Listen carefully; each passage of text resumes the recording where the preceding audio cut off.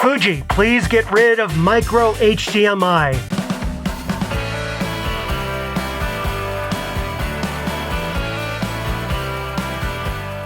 I have wanted to say this for over a month now. Hi everyone and welcome to Pal to Tech. Well, the studio is now finished and I plan on giving you a full tour in an upcoming dedicated video on just that. But first, I wanted to come back from this extended period and jump right into a regular video. Mostly because I'm actually kind of in a hurry to get back to the photography and the tech content that I was doing in here before everything got all changed around. Now, speaking of making things a little prettier around here, there's a new product from SmallRig for Fujifilm X-T5 cameras that's designed to give your camera a classic, almost retro look to it. I am talking about the brand new Fujifilm X-T5 SmallRig Retro Cage. Now, before I begin, a disclaimer. SmallRig did not contact me. They did not send me this cage for this review. They didn't compensate me in any way. They've had nothing to do with this video, and they've not even seen it until right now when it's been published for all of you. Camera cages are actually really important if you plan on using your Fujifilm camera to take your filmmaking to the next level. When you need to start to attach extra things onto the side of your camera,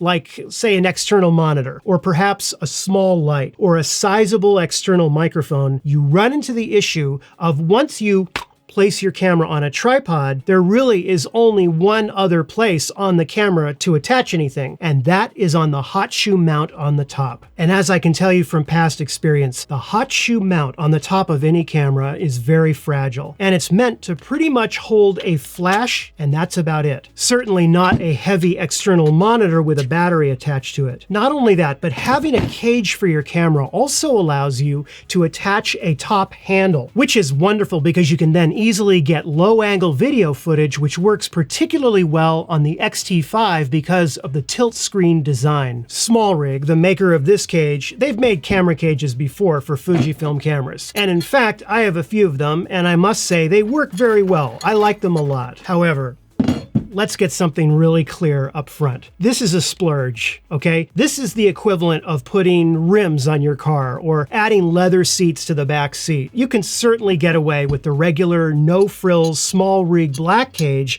which works wonderfully and it's cheaper. That being said, a number of owners of Fujifilm cameras take a lot of pride in how they look. And if a retro style is something that you enjoy, you are absolutely going to love this cage. Now, I only have a black model version of the X-T5, so I was unable to really test this with a silver model. However, here's a rough approximation of what it would look like if you had a silver body attached to it. I have an X-T3 sort of attached to it right here, so you can kind of get a general idea. So inside the box, you get very clear instructions, which are properly labeled, I must say, and have very helpful diagrams in determining what screw in what included kit is for what area of the cage to put together. This is certainly the opposite of some of the products that I've been putting together recently in the studio, let me tell you that. Continuing inside the box, you've got your various screws and fasteners, a hot shoe cover which doubles as a level, a shutter button adapter, which I'll talk about in a second, a cable clamp, which is awesome, a very nice top handle, and of course the cage itself. The cage with all the accessories weighs 345 grams. It's made out of a combination of aluminum alloy, silicone, leather, and stainless steel. And there's all kinds of accessory mounting points on both sides and on the top of the cage. This would include the 1/4 inch 20 threaded holes, 3/8 16 threaded holes, and a NATO rail. You'll probably want to get additional accessories and clamps depending upon the type of gear that you're going to be attaching. For testing out this rig, I used one from SmallRig and another one from Andesini. The cage comes with an included tool that magnetically attaches right to the bottom of it. You see that here? The magnets are pretty strong, and even shaking the camera, it stays in place. You basically attach the 1/4 inch 20 screw to the bottom. The cage fits perfectly around the camera, and it's molded exactly to fit the X-T5 frame. On the left side, there's an area where you use one of the M2 screws to reinforce the cage on that side. Next, you put on the side lock adapter, which basically locks the cage to the right side of the camera, and it uses that same M2 screw type. Next comes the shutter button adapter. This allows you to press the shutter release button both from this position here, as well as from here. Now, I have mixed feelings about this little accessory. tightly. And that's because if you over tighten the screw on the shutter release button of the camera itself, you could actually break that. You don't want to make it too tight. But not only that, even if it's just a little bit tight, it's very difficult to turn the camera on and off with the on-off switch right here because it's pressing down on it, right? So it's kind of cumbersome to do that if you have this too tight. And if you make it too loose, then you've got the problem of it kind of flopping off. You have to make it just right,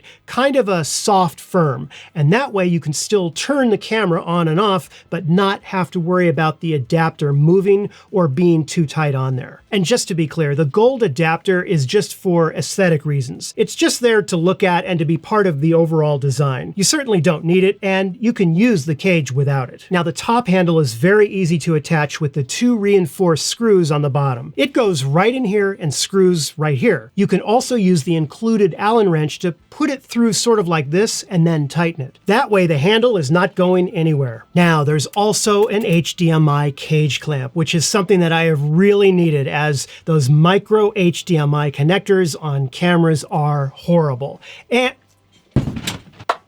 Fuji, please get rid of micro HDMI. It would be much more helpful if you could remove the side door from the camera. So basically you keep the door open and then attach the cable like this, and then use the 2 included screws on the side to hold everything together. The HDMI cable protector also allows itself to be swiveled out. You see that? It locks fairly easily around a standard micro HDMI cable with no problem. But be careful, because some HDMI cords won't work because the ends are too fat and it won't fit in properly. In particular, the cord that comes with the Atomos Ninja 5 won't work. I will leave a link to HDMI cables down below that do work. There's a small little plastic level that's designed to be placed onto the camera's hot shoe mount, which from a design standpoint aesthetically matches with the rest of the cage, and it also allows you at a glance to see if your camera is level or not. This is not what I would call a very critically important item. It's more for show. Remember, you've got a level right on your screen,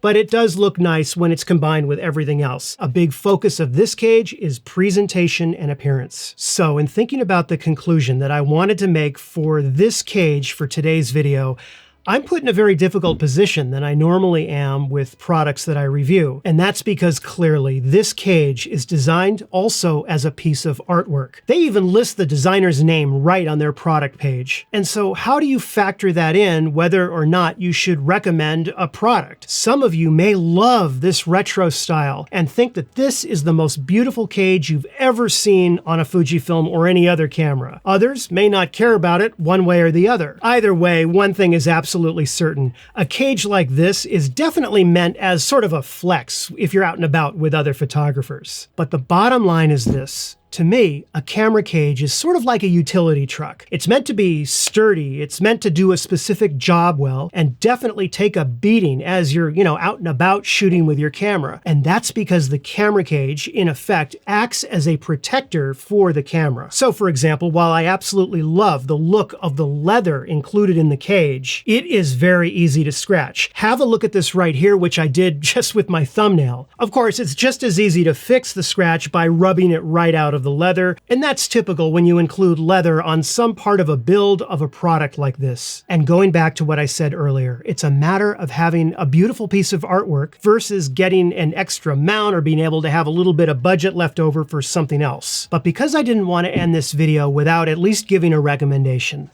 my recommendation is this. If you are wanting to take the next step into filmmaking by using a camera cage, then get the basic black cage.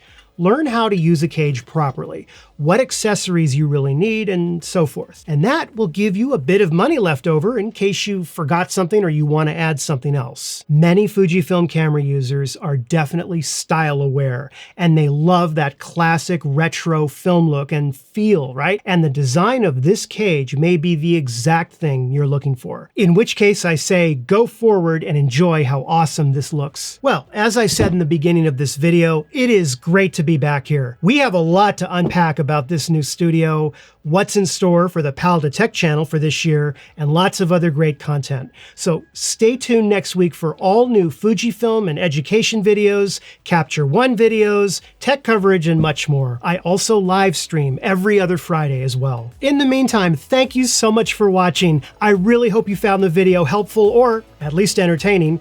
And if you did, be sure to give it the like and subscribe. I will be signing off now. Have a wonderful weekend though, and I'll see you in a new video next week.